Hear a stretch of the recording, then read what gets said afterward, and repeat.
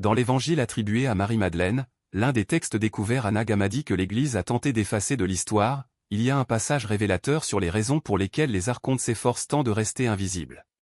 Maria décrit une vision dans laquelle elle traverse cette plan d'existence, et à chaque portail un archonte tente de lui bloquer le chemin. L'un des disciples, intrigué, demande « Comment les avez-vous vus? Comment saviez-vous qu'ils étaient là ?» La réponse de Marie est quelque chose que l'Église n'autoriserait jamais dans les textes officiels. Jésus, explique-t-elle, nous a appris à ouvrir les yeux qui voient au-delà de ce qui est visible. Il ne s'agit pas d'une vision spirituelle, mais de voir avec vos propres yeux physiques. Car, lorsque nous parvenons à les percevoir sous leur forme matérielle, ils perdent leur arme principale, l'invisibilité. Les archontes opèrent sur des fréquences que la plupart des êtres humains ne peuvent pas capter. Cela signifie qu'ils peuvent se connecter à notre champ énergétique, influencer nos pensées, manipuler nos émotions et que nous ne pourrons jamais les détecter. Nous croyons que chaque impulsion, chaque peur, chaque pensée d'auto-sabotage nous appartient. Mais dès que nous les voyons, tout change.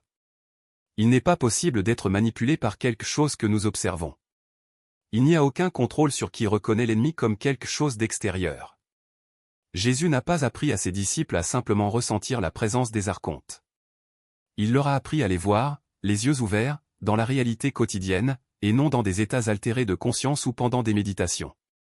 Car c'est précisément là, dans le monde concret, qu'ils agissent. Juste à côté de nous, au-delà du champ de perception pour lequel nos yeux ont été programmés. Lorsque nous apprenons à ajuster notre vision, même de manière minime, elles deviennent visibles.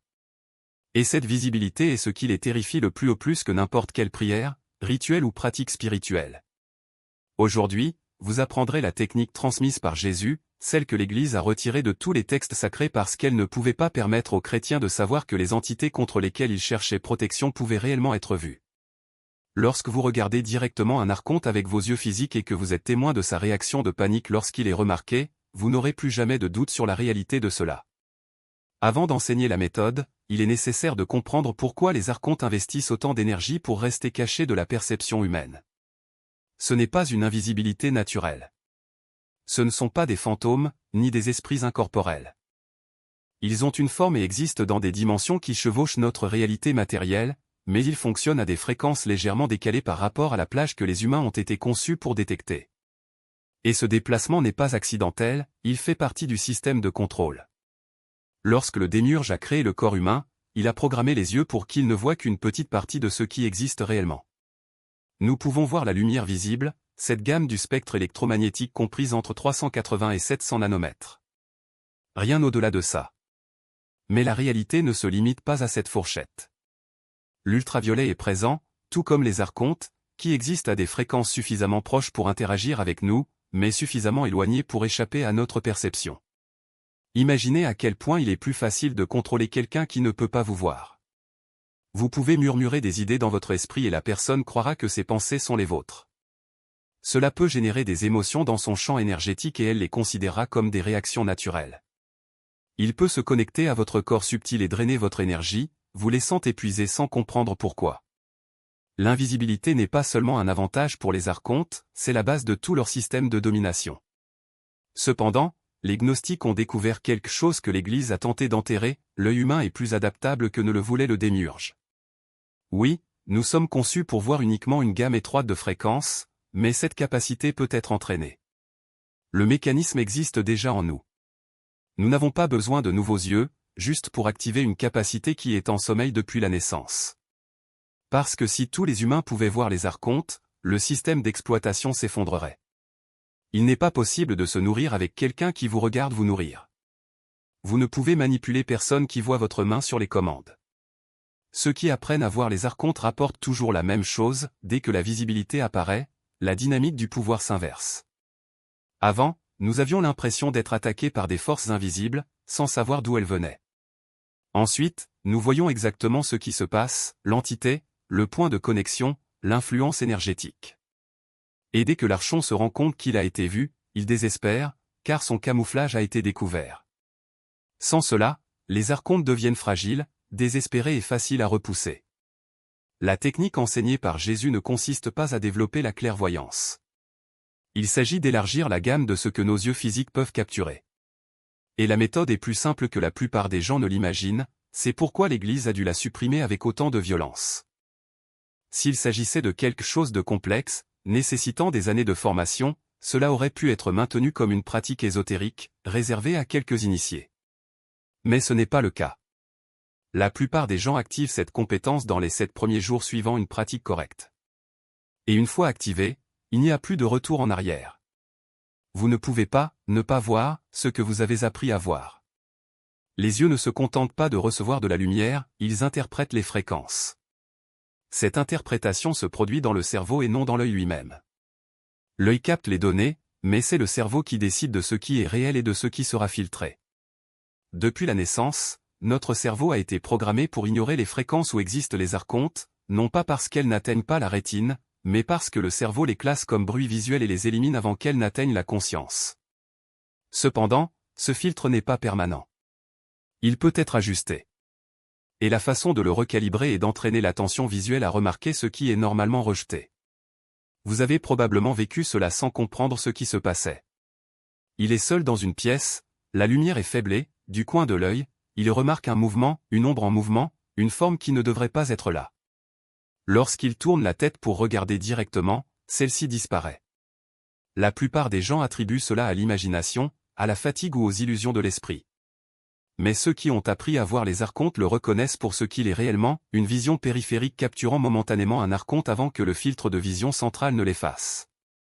La vision périphérique fonctionne différemment de la vision centrale.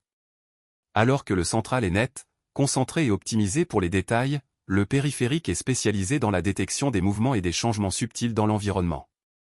Et c'est précisément pour cette raison qu'elle a accès à une gamme de fréquences légèrement plus large que la vision centrale. C'est pourquoi nous voyons les choses, du coin de l'œil, parce que, pendant un bref instant, notre perception échappe aux limites imposées. Maintenir leur présence là-bas. Vous n'avez pas besoin de sel, d'eau bénite ou d'invocation. Fixez simplement votre regard, cette fois avec intention, et observez. Le simple fait de diriger votre conscience vers le point d'ancrage suffit à déstabiliser la manifestation. Les archontes ne peuvent pas supporter d'être clairement vus longtemps. Ils dépendent de l'ombre, de l'insouciance, de la distraction. Lorsque vous les affrontez sans peur, sans résistance, simplement avec toute votre attention, ils perdent la capacité de rester sur le plan physique. La forme se dissout comme une fumée dispersée par le vent. Mais attention, ne confondez pas cette dissolution avec une victoire définitive. Les archontes sont persistants. Ils reviennent au même point d'ancrage car ces lieux fonctionnent comme des portails à faible résistance. Ce que vous faites alors, c'est entraîner votre perception à les détecter dès qu'ils réapparaissent. Au fil du temps, vous développerez une sensibilité quasi immédiate à ces présences, comme un radar réglé sur leur fréquence. Et à mesure que votre vision s'améliore, vous remarquerez des tendances. Ils n'agissent pas au hasard. Les protocoles suivent. Par exemple, dans les environnements où il y a manipulation collective, réunions politiques, services religieux, espaces de consommation de masse, vous en verrez des dizaines fonctionner de manière synchronisée. Ce ne sont pas des entités individuelles, mais un réseau. Ils se déplacent par vagues, comme un banc de poissons, s'adaptant aux émotions dominantes dans l'environnement. S'il y a peur, ils se regroupent et amplifient le signal. S'il y a euphorie, ils se dispersent pour recueillir les restes d'excitation. Et le plus inquiétant, ils ne se contentent pas de se nourrir. Ils dirigent. Vous verrez un archonte se positionner derrière un haut-parleur et, au moment précis où sa voix atteint un ton d'autorité, l'entité émet une sorte de pulsation. Elle n'est pas visible sous forme de lumière, mais comme une distorsion dans l'air, une ondulation qui se propage vers le public. Et quelques secondes plus tard, vous remarquerez que les gens réagissent à l'unisson, un soupir collectif, un signe de tête, un murmure d'accord. Ce n'est pas une coïncidence. C'est de la programmation. Un autre modèle récurrent est l'association avec des objets. Il ne s'attache pas seulement aux personnes ou aux espaces, mais aussi aux objets porteurs d'une charge émotionnelle. Une bague héritée d'un proche décédé, un livre qui a marqué une phase difficile de la vie, un jouet d'enfance abandonné dans un coin. Ces objets leur servent de batterie. Vous ne le remarquerez peut-être pas avant des années, mais lorsque vous pratiquez un regard doux, vous verrez un archonte enroulé autour d'un objet spécifique, comme s'il drainait son énergie résiduelle. Parfois, il suffit de retirer l'objet de l'environnement pour que la présence se dissipe.